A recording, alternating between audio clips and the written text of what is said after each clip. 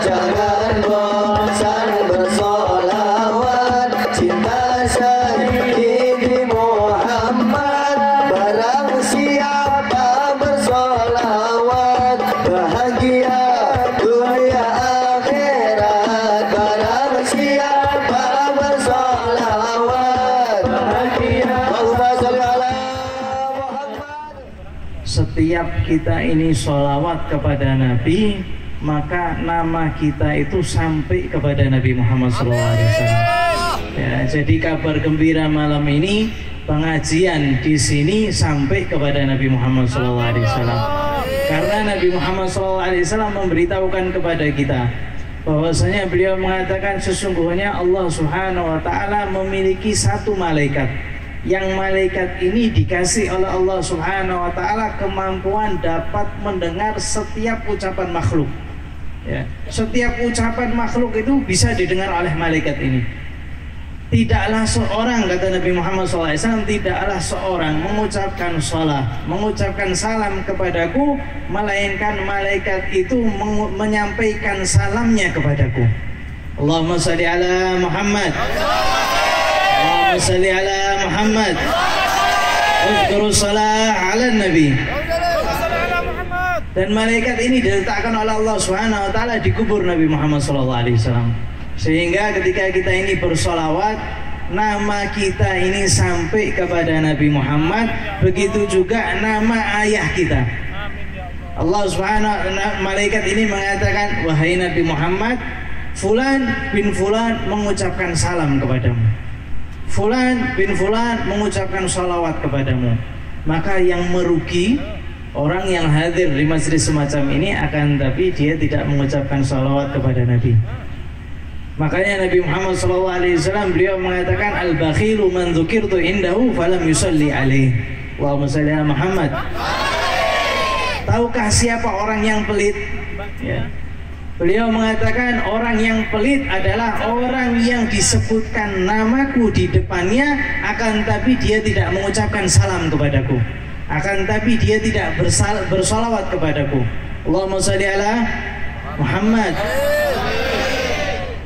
Sehingga ada seorang yang berjumpa melihat Nabi Muhammad SAW di dalam mimpinya. Ketika beliau melihat Rasulullah SAW, maka Rasulullah SAW berpaling daripadanya. Ya, padahal dia orang saleh, padahal dia orang baik. Ya, mimpi Rasulullah SAW. Semoga berkat majelis ini yang belum mimpi Nabi, Allah Subhanahu wa Ta'ala beri anugerah kita berjumpa dengan Nabi Muhammad SAW di mimpi kita. Amin Allahumma. Begitu juga ketika sakaratul maut, begitu juga saat kita dikubur. Amin Allahumma. Kemudian Nabi berpaling daripadanya. Orang ini mengatakan, ya Rasulullah, kenapa engkau berpaling daripadaku? Nabi Muhammad SAW menjawab, lam a'rifuka, aku tidak kenal sama kamu. Ya Rasulullah, bukankah aku ini termasuk daripada umatmu? Sedangkan aku sudah mendengar daripada alim, daripada ulama, daripada umatmu, mereka mengatakan bahwasanya Nabi Muhammad mengenal umatnya lebih seperti seorang ibu mengenal anaknya. Maka Nabi Muhammad SAW menjawab, betul apa yang dikatakan oleh ulama umatku, akan tapi aku mengenal mereka sesuai dengan jumlah banyaknya salat mereka kepadaku. Kalau seandainya mereka banyak bersalawat kepadaku, niscaya aku akan kenal dengan mereka. Makanya penting sekali kita bersalawat kepada Nabi Muhammad SAW. Allahumma sholli ya Allah ala Sayyidina Muhammadin fil qulubi wa dawaiha.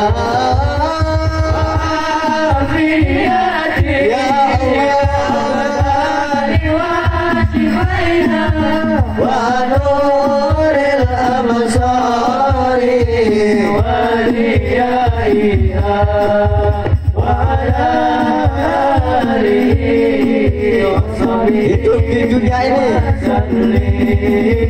hidup di dunia hanya sementara. Ingatlah manusia akan surga dan neraka. Berapa jumlahnya dosa kita, semua pasti akan dipertanggungjawabkan, pasti akan dipertanggungjawabkan.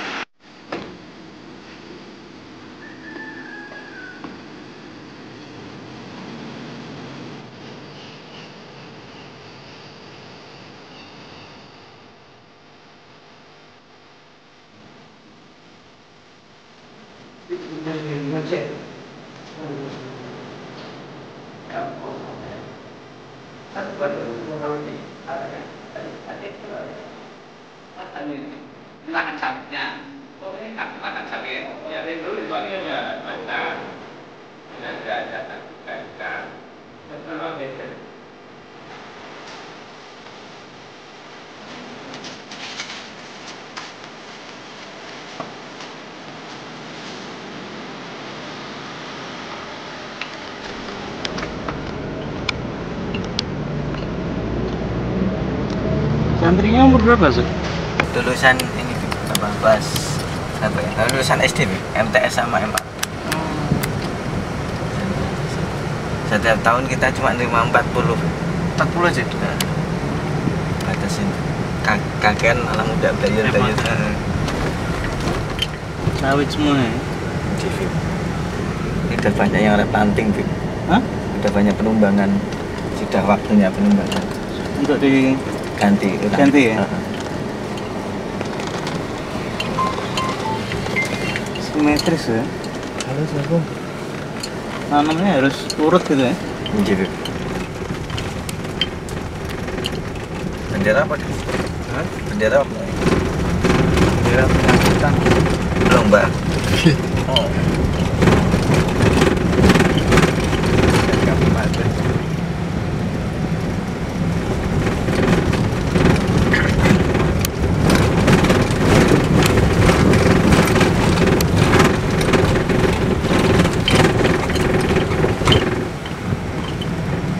Berarti tadi motong jalur guys? Udah. Yang barusan tadi, jalur utama? Ini jalan utama. Ini jalan utama nih sekolah ngono. Iya. Apalagi jalan nggak utama. Kayu ulin juga kan warnanya. Kayunya kayu apa rumah? Sama panggung itu. Saat ini buat nonton rumah panggungnya. Oh itu tadi kayu. Tram biasanya pakai rumah apa sih? Oh, kayu kulit.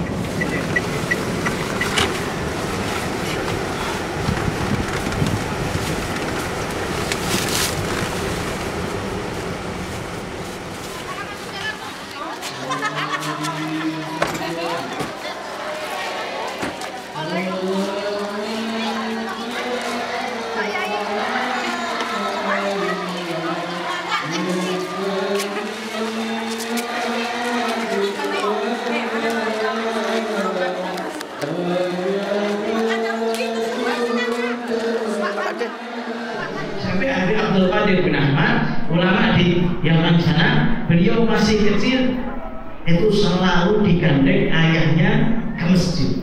Ya, sholat kalau maghrib di masjid. Ya, jadi mau main kalau maghrib sudah tidak boleh ada di luar, harus ada di masjid. Ya. Tetapi tidak kemudian dibiarkan begitu saja. Ketika yang namanya Abdul Qadir ketika itu masih kecil, ya, main bola, suatu hari main bola sampai maghrib tidak sadar, sampai akhirnya tidak sholat di masjid. Ya. Ayahnya langsung tanya, Abdul Qadir, kamu hari ini sholat di masjid kan? Sholat. Nah, karena takut sama orang tua, saya sholat. Ya. Kamu sholat di mana? Di masjid ini. Ya. Sebelahmu siapa? Ya. Sebelahku paman fulan. Sebelah kanan. Sebelah kirimu siapa? Paman fulan. Ayo kita ke paman. Ya, ya.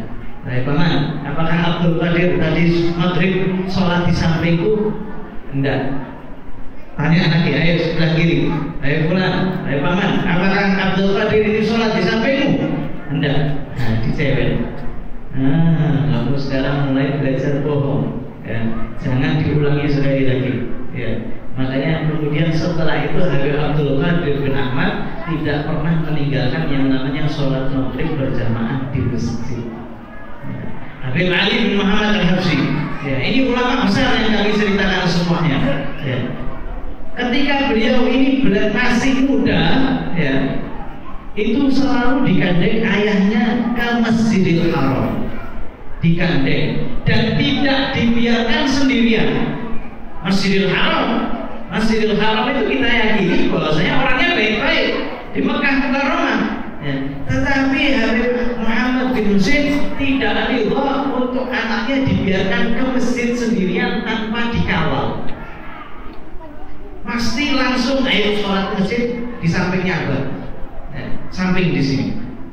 Tidak boleh kemana-mana. Setelah selesai, ayo pulang. Kenapa wahai Habib Muhammad? Aku takut dia memiliki pemahaman yang berbeda. Aku takut ada pemahaman yang dia dengar daripada orang lain yang salah, kemudian dia meyakininya. Dan kita ini sekarang pemahaman di Indonesia ini macam-macam, banyaknya luar biasa. Bukan cuma pemahaman di dalam agama, pemahaman di dalam transaksi jual beli, pemahaman di dalam mode, di dalam hubungan antar sesama jenis. Itu pemahaman yang macam-macam di luar sana. Kemudian kita biarkan anak kita, pemuda kita biarkan begitu saja rusak. Kamu mau ngapain? Yang penting ayah mau ngapain kamu. Padahal yang pertama kali yang ditanya ini bapak. Bapak ini kalau seandainya dia ini rajin sholat, kalau seandainya dia ini rajin puasa, tetapi tidak ngajari anak dan istrinya, nanti dari kiamat tidak ada hubungan antara ibu, tidak ada hubungan antara ini istri, tidak ada hubungan antara ayah. Semuanya sendiri-sendiri. Ketika dia ini, ayahnya ini ibadah sendirian masuk surga, anaknya dibiarkan, ya Allah, sungguhnya ayahku ini tidak pernah ngajari saya agama, tidak pernah ngajari saya Al-Fatihah, tidak pernah ngajari saya supaya ke masjid, tidak pernah ngajari saya mana pemahaman yang benar, mana pemahaman yang tidak. Ya Allah, ambil hakku daripada dia. Padahal ini hubungan sama orang tua ini cintanya di dunia luar biasa, tapi di akhirat sendiri.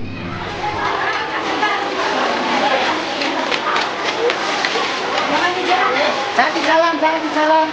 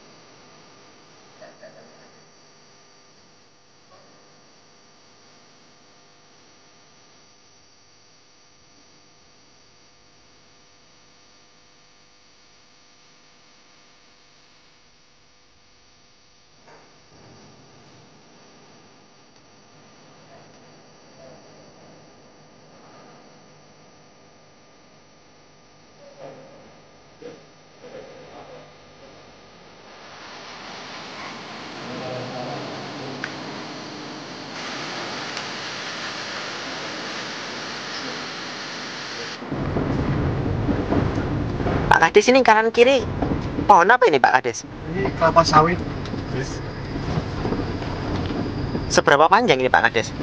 Ini panjangnya sekitar hampir 2 kilo, Gus. Berarti dengan kata lain kita sedang membelah hutan ya Pak Kades? Membelah hutan persawitan, Gus.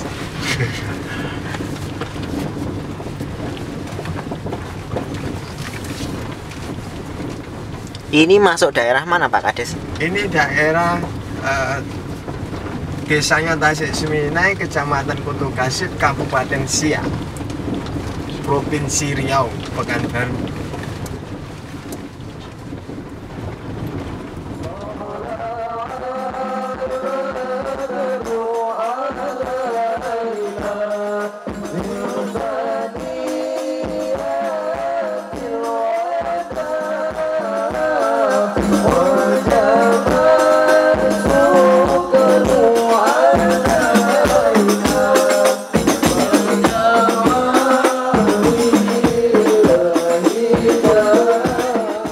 Nabi Muhammad SAW mengatakan kullu lahmin nabata min haram fannaru aula bih. Setiap daging yang tumbuh karena perkara yang haram maka neraka lebih utama untuknya. Maka Sayyidina Abu Bakar As-Siddiq radhiyallahu taala anhu, setiap beliau ini mendapat makanan daripada budaknya, daripada pelayannya, selalu ditanya. Sayyidina Abu Bakar ini seorang yang sudah dijamin sama Nabi masuk surga. Kuburnya itu di sampingnya kuburnya Nabi. Orang yang paling cinta sama Nabi Muhammad ya Sayyidina Abu Bakar. Tapi beliau sangat takut dengan makanan. Setiap ditanya, ini dari mana? Oh ini halal, baru dimakan sama Sayyidina Abu Bakar. Sampai suatu hari Sayyidina Abu Bakar kelaparan luar biasa. Dia menunggu budaknya.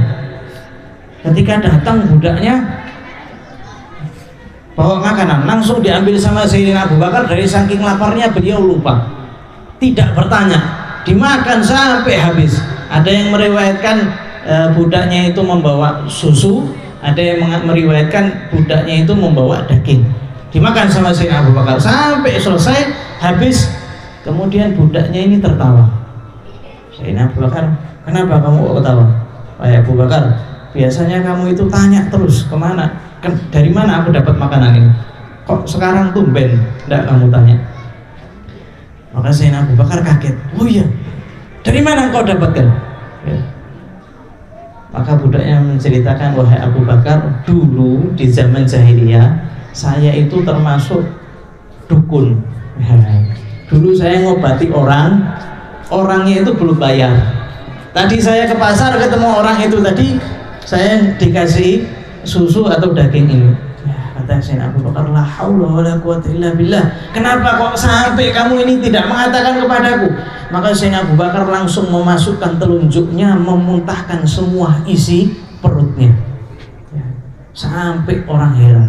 Wahai Abu Bakar, kok sampai kamu seperti ini? Engkau keluarkan makanan sampai seperti ini. Ya, diriwayatkan ketika beliau makan daging, beliau itu mengeluarkan dagingnya sampai bercampur dengan darah. Dari saking pingin keluar semuanya. Kemudian Sayyidina Abu Bakar mengatakan, ya Allah, sungguhnya ini yang aku mampu. Ya, selanjutnya aku minta ampun kepadamu. Wahai Abu Bakar, kenapa kok sampai seperti ini?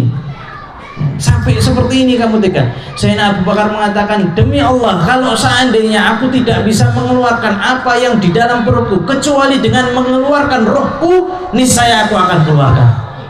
Kalau sampai aku harus mati untuk mengeluarkan ini, niscaya aku akan keluarkan. Karena aku mendengar Rasulullah SAW bersabda, kullu nahmin nabata min sukhtin fannaru aula bih. Setiap daging yang tumbuh karena perkara yang haram, maka neraka yang lebih utama baginya. Padahal Sayyidina Abu Bakar ketika itu ya tidak haram-haram, betul, mau dikasih hadiah. Ya, kita ini tidak perlu tanya dari mana seseorang itu mendapatkan hadiah, tapi dari budaknya ke Sayyidina Abu Bakar itu hadiah. Tapi Sayyidina Abu Bakar betul-betul mewanti-wanti, takut daripada perkara yang syubhat. Ini perkara yang syubhat. Perkara syubhat itu apa? Ya, yang ada kemungkinan haramnya sedikit. Ya. Ketika seorang itu min ahlil jannah, maka tingkatannya itu naik. Tingkatannya menjadi warok. Warok itu apa? dia meninggalkan yang 99% halal disebabkan karena takut 1% haram. Ya, itu warok. Ya. Jadi pengennya yang benar-benar 100% halal. Makanya Sayyidina Ali bin Abi Thalib, para sahabat itu makan unta, daging unta, Sayyidina Ali mengeluarkan roti yang kering, dicelupkan air kemudian dimakan. Wahai Ali, ayo makan bareng sama kita. Kenapa wahai Imam Ali? Saya ini tahu siapa yang menanam gandumnya, siapa yang memanennya, siapa yang membuatnya menjadi tepung, ya, mengadonnya, siapa yang menjadikan roti sampai berada di tangan saya. Saya ini tahu semuanya, maka aku tahu ini halal dan aku tidak mau mengambil yang lain. Ya, ini Sayyidina Ali, Sayyidina Abu Bakar, Sayyidina Ali. Ini termasuk ahlul jannah. Jadi kalau seandainya kita mau contoh, ya contohnya ahlul jannah. Kenapa kok Nabi Muhammad SAW ngasih tahu? Nah, Sayyidina Abu Bakar fil jannah, Sayyidina Umar fil jannah, Sayyidina Utsman fil jannah, Sayyidina Ali fil jannah, Sayyidina Sa'ad fil jannah, Sayyidina Abdurrahman bin Auf fil jannah. Kemudian disebutkan oleh Nabi Muhammad SAW supaya kita ini tahu, ini loh ahlul jannah. Ini yang surga, ini ahli surga ini seperti ini, ya, yang betul-betul menjaga mulutnya.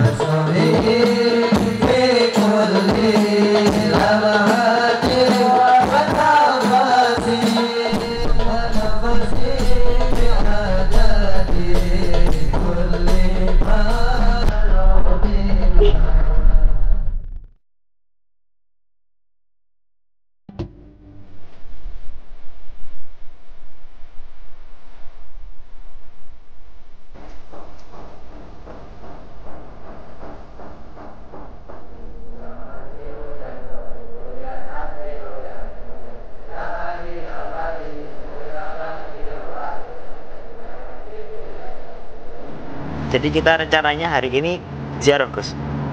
Ya, kita ziarah ke makamnya Sultan Syarif Qasim, makam Sultan terakhir di Kerajaan Siak.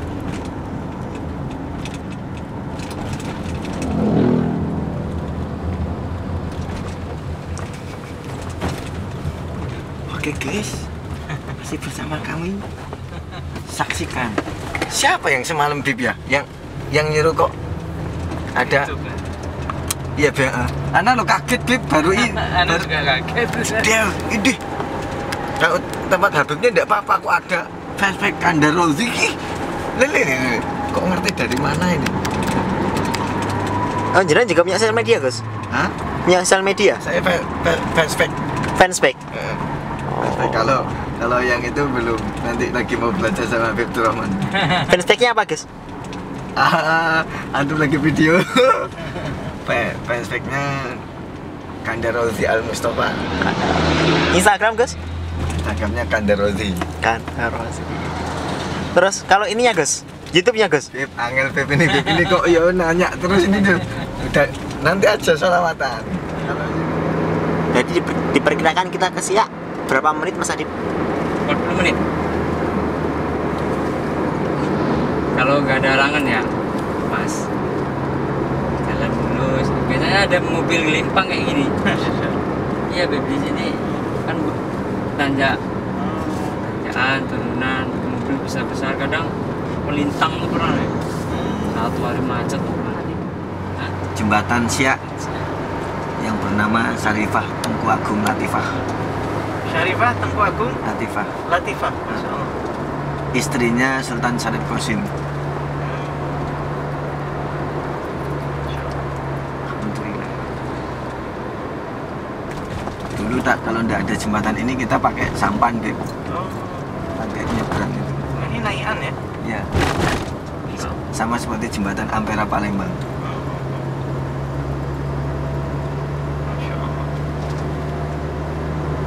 Di pondok kita Beb, Kandangan Beb, ini punya peraturan Beb, kalau ndak hafal Rotibul Hadad ndak dapat ijazah MTS Beb.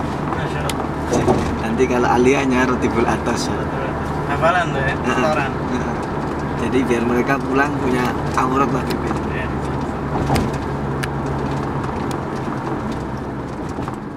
Alhamdulillah dari pondok Kandangan berdiri sampai sekarang, sebelum tidur santri wajib Rotibul Hadad. Setiap Belum tidur ya? Anak mau ngomong saklun belum berani, Bib. Coba. Kan agak-agak tuh, Bib. Aku udah nanti sekali aja. Sekali aja, Bib. Itu bagusnya kapan, Bib? Setelah fajar. Habis subuh berarti? Habis subuh ya.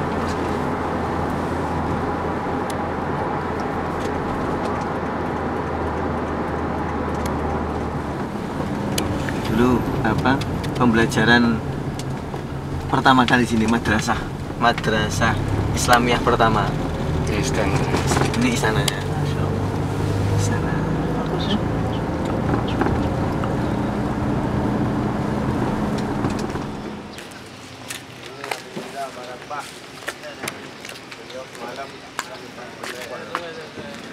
Masih dari keturunannya semua. Jadi keturunan semua ya yang jadi sultan anak. Keturunan daripada anak cucu daripada Syekh Utsman Sahabuddin. Yang ke-7, 8, 9, 10, 11 sampai ke-12 nanti. Jadi 1 dan 6 itu dari Malaka. Kerajaan Malaysia. Jadi yang di dalam ini makamnya ini lah. Dan para ulama, para sahabat, para salifah. Ini ya, jadi ini udah habaib syarifah semua hampir rata-rata. Berarti sejarah dari sultan ini tercatat juga ya? Ada tercatat ada di sana. Keturunan juga tercatat. Keturunannya enggak Masuk. Kan biasa di keraton tuh ada ini. enggak ada. Kalau kita di keraton tuh Raden Ajeng kalau Ada trombo itu masing-masing pemegang. Misalnya Barakpah dia pegang. Salah sahab dia pegang sendiri. Kemudian Sengkahnya itu pegang sendiri gitu. Enggak ada dibukukan. Itulah. tapi di kerajaan atau Ya enggak ada di masing-masing kita. sendiri dari kerajaan tidak ada itu. Ya, ada kerajaan cuman ada silsilah raja dari 1 sampai 12 ada. Keturunan setelahnya tidak ada itu. Ada tercatat trombonya, tapi entah sampai berapa generasinya. Ya, dulu ada tercatat generasinya itu, trombonya itu yang besar ada, cuman tinggal yang kecil fotokopi. Dulu yang besar ada. Nah, karena kami ini kurang memahami bahasa Arab, ya, kami juga bisa kurang mengerti Bahasanya bahasa Arab. Sultan. bahasa Arab. Bikin trombonya bahasa Arab. Arab Melayu apa nih? Orang pegon. Nah, itu saya pun enggak, karena kami ini nggak mondok, Ya. makanya kami kurang memahami. Masya Allah. Masya Allah.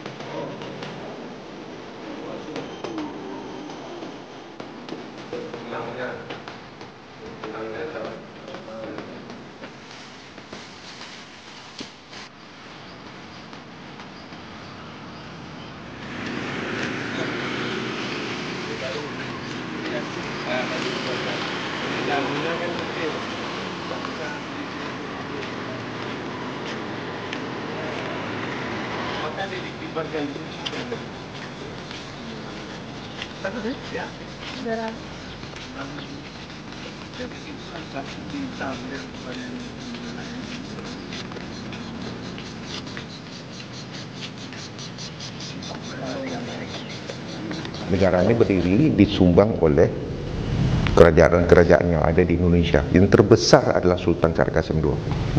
13 juta gulden itu kalau dirupiahkan ada beberapa macam versi. Gulden itu adalah mata uang Belanda, beratnya 0,8 gram.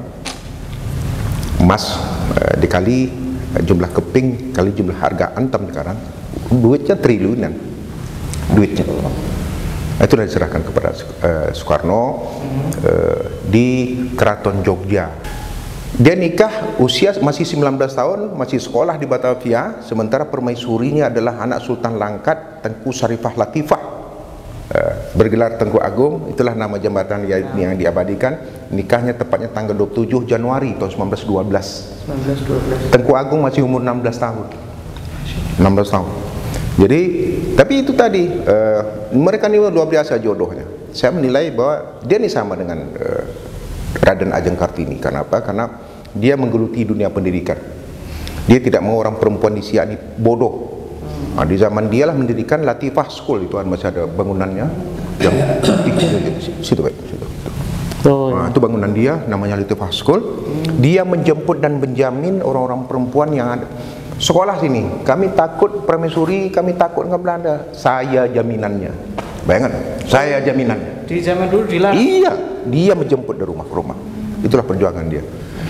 Jadi karena Belanda tidak suka dengan orang pintar, ya, jadi dia ini meninggal dengan keadaan hamil dengan anak kandung. Jadi inilah yang datang. Saya kemarin sepakat dengan tim sejarah dari Jakarta itu bahwa Raden Ajeng Kartini sama apa nih sama-sama mungkin ada intervensi Belanda masalah obat. Nah, Raden Ajeng Kartini itu meninggal dalam keadaan muda, masih muda. Dia meninggal dalam usia 31 tahun.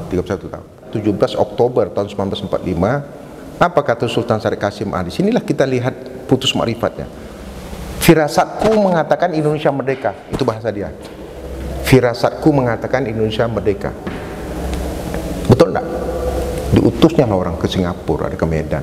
Setelah itu, tuanku Indonesia betul merdeka 17.845. Dulu begitu minimnya mencari informasi.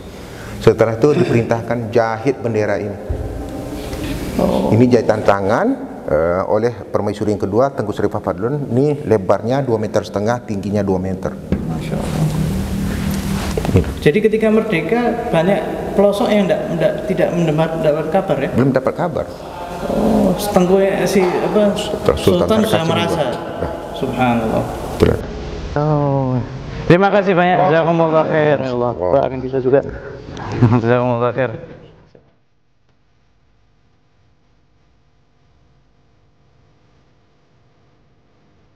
إلى حضرة النبي محمد صلى الله عليه وسلم الفاتحة.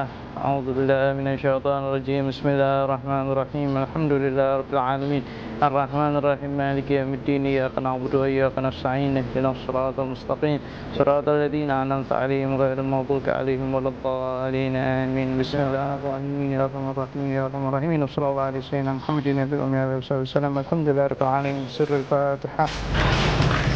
Itu nama masjidnya yang pertama lupa di atas itu. Nah.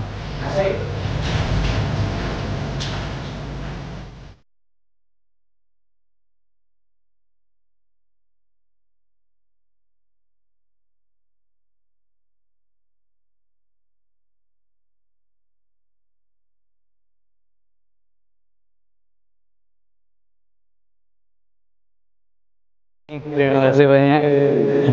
Doakan kami. Terima kasih banyak sudah ditemani. Anak sama ayah. Anak sama ayah, nah.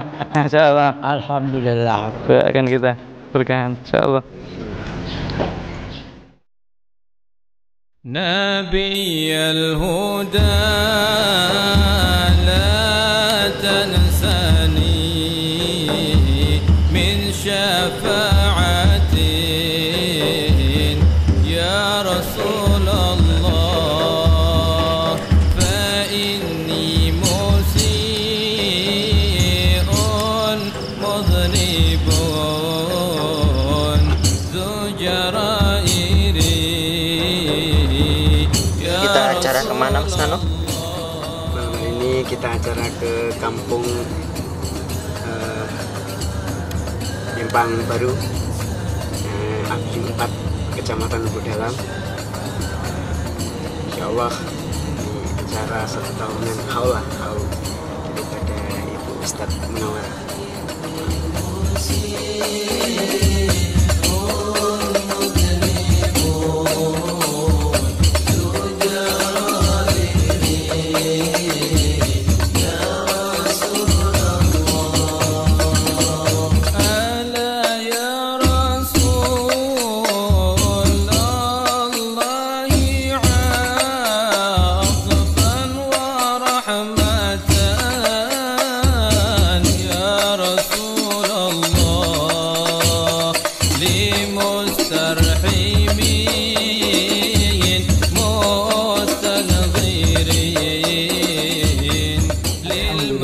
Segala puji bagi Allah Subhanahu wa taala yang telah menjadikan kita termasuk yang berzikir kepada Allah Subhanahu wa taala.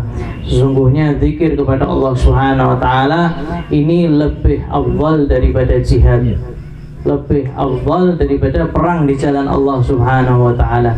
Sehingga para sahabat ini heran, ya Rasulullah, apakah jihad, apakah zikir itu betul lebih afdal daripada jihad di jalan Allah Subhanahu wa taala? Karena sahabat itu semuanya zaman dulu tahunya amal yang paling bagus itu apa? Jihad di jalan Allah Subhanahu wa taala. Tiba-tiba Nabi mengatakan bahwasanya yang paling banyak pahalanya adalah yang berzikir kepada Allah Subhanahu wa taala. Sahabat bertanya, "Ya Rasulullah, apakah kita ini tidak cukup cuma jihad saja?" Maka Nabi Muhammad SAW, karena zikir Allah Subhanahu wa taala mensyariatkan jihad. Ya. Karena zikir Allah Subhanahu wa taala mensyariatkan jihad. Kemudian sahabat bertanya lagi, "Ya Rasulullah, orang yang haji, ya, pahalanya yang paling banyak siapa ya Rasulullah?" Maka dijawab oleh Nabi Muhammad SAW, yang paling banyak zikirnya. Ditanya lagi, salat yang paling banyak pahalanya Rasulullah siapa ya? Dijawab oleh Nabi, yang paling banyak zikirnya.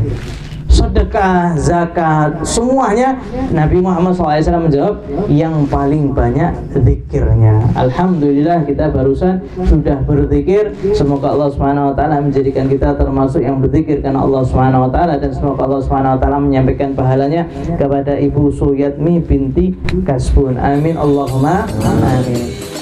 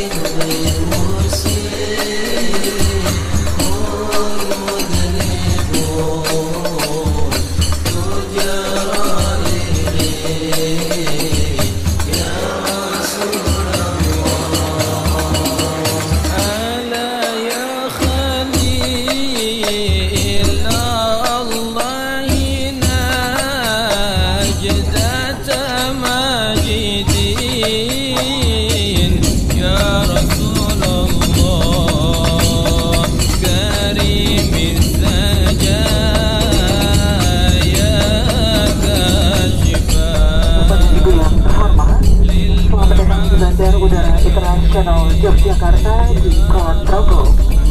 Silakan terbang dulu sampai pesawat ini berhenti dengan sempurna dan lampu tanda kenakan sabuk pengaman dimatikan.